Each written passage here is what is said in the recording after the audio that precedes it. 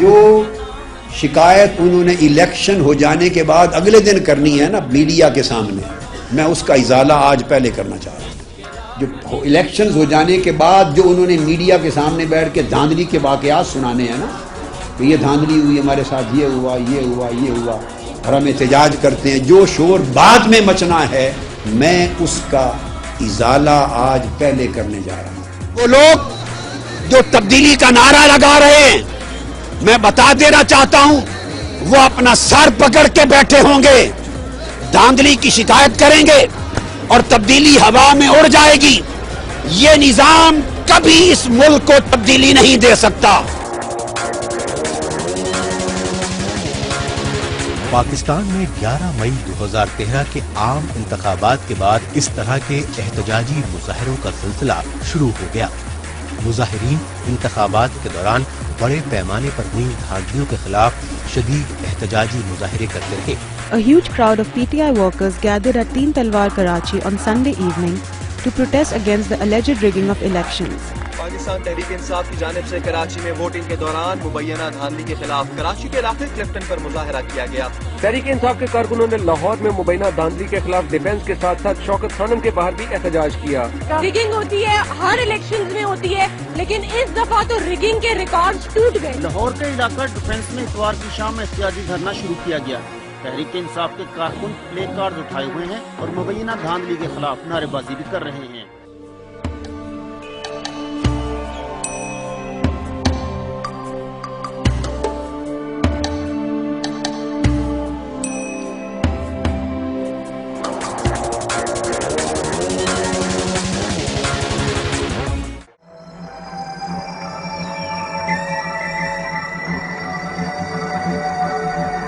تیئیس دسمبر کو ڈاکٹر دانش صاحب میرے لفظ یاد کریں کہ یہ مکا کے نتیجے میں بنایا گیا الیکشن کمیشن ہے، اور یہ مکا کا الیکشن کمیشن قوم کو کبھی شفاف الیکشن نہیں دے سکتا۔ سارے ملک میں تاثر جا رہا ہے کہ یہ عدلیہ نے اور الیکشن کمیشن نے مل کے گیم کھیلی ہے۔ اصل میں فخرو بھائی کے ہاتھ میں تھا ہی کچھ نہیں۔ اچھا، وہ ہمیں بعد میں پتا چلا کہ وہ پہلے سے گیم ہو گئی تھی 18 امینڈمنٹ میں یا 19 امینڈمنٹ میں، انہوں نے دونوں ٹیموں نے فیصلہ کر لیا تھا کہ اپنے اپنے امپائر کھڑے کریں گے ہم۔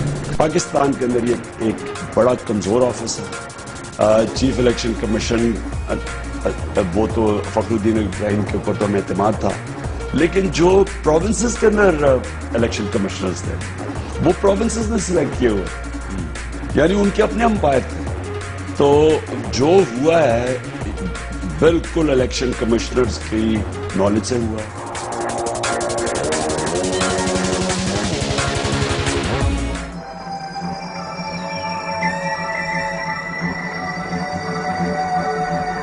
اور عوامی سطح پہ ان کے خلاف احتجاج کی تحریک کرنا، جیسے ہم نے لانگ مارچ کیا اور دباؤ کے ساتھ ایک اصلاح پر ان کو لائے، بعد میں پھر گئے، اتنی کوشش بھی ناممکن بنا دی جائے گی۔ آپ سے پرامن جمہوری احتجاج کا حق بھی چھین لیا جائے گا، آئین میں ترمیم ہوگی، ان ایڈوانس بتا رہا ہوں۔ یہ جھوٹے جعلی مینڈیٹ کے نشے میں دھت ہاتھی اگر کامیاب ہو گئے تو آنے والے وقتوں میں یہ پارلیمنٹ میں اسی جرلو انتخابات کے بعد اگر انہوں نے سیج سجا لی اقتدار کی، تو میں آپ کو ان ایڈوانس بتا رہا ہوں کہ اس کے بعد اس ملک میں عوام پاکستان کے کسی طبقے کو سڑکوں پر آ کر پرامن احتجاج کی اجازت نہیں رہے گی۔ میں یہ بات تاریخی کہنا چاہتا ہوں۔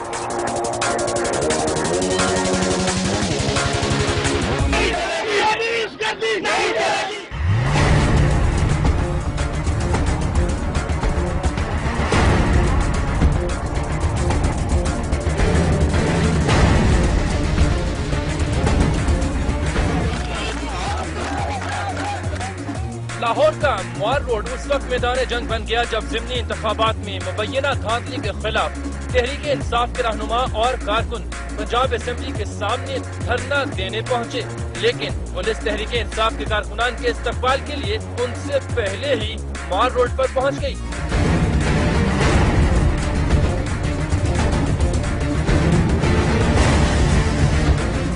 تحریک انصاف کے کارکنان نے جب بھرنے کی کوشش کی تو پولیس نے روک دیا، مگر پی ٹی آئی کے ورکرز نعرے لگاتے ہوئے سڑک پر آ گئے، جس پر پولیس اہلکاروں نے ان کو گھیر کر لاٹھی چارج شروع کر دیا اور پکڑ دھکڑ کا سلسلہ بھی شروع ہو گیا۔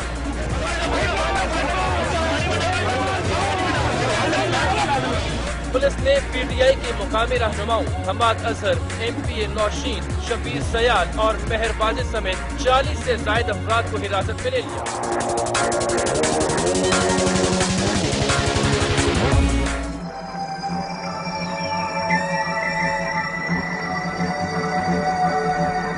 اگر اصلاحات کے بغیر جو ایجنڈا الیکٹرل ریفارمز کا میں لے کے جا رہا، اس کے بغیر الیکشن ہونے دیے گئے اور الیکشن ہو گئے، الیکشن ہونے دیے گئے اس کے بغیر، تو اس ملک میں دنیا کی تاریخ کی بدترین سیاسی آمریت قائم ہوگی۔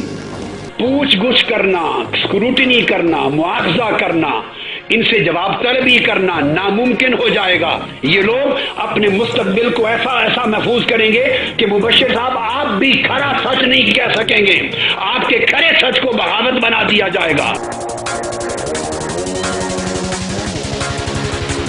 TRY نیوز کے خلاف دہشت گردی کا مقدمہ، ملک بھر میں صحافی برادری سراپا احتجاج۔